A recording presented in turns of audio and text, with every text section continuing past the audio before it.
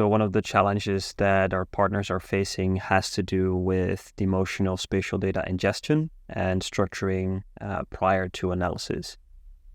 So it's considered quite normal to spend a lot of manual time on ingesting spatial data, like structuring that for analysis and making sure, you can actually get to that analysis step. So there's also this complexity of spatial data that simply lives. So there's 2D data, there's 3D data, different resolutions, file formats. So there's this huge complexity around all these types of data sources that serve as input for analysis.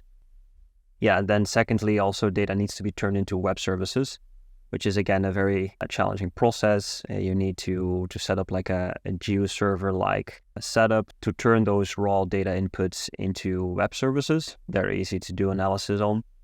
So this in turn needs to be configured, deployed, set up. It's a very manual process in the end. So we basically help our partners automate that entire motion of ingestion of spatial data, structuring that data, and that data wrangling. So it basically makes sure that they can get to that analysis step instantly.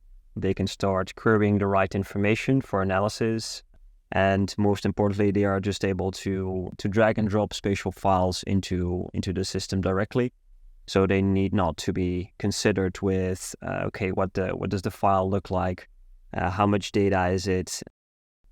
So in the end, it's a very empowering process for data scientists, developers, engineers, analysts, those types of user groups that we work with.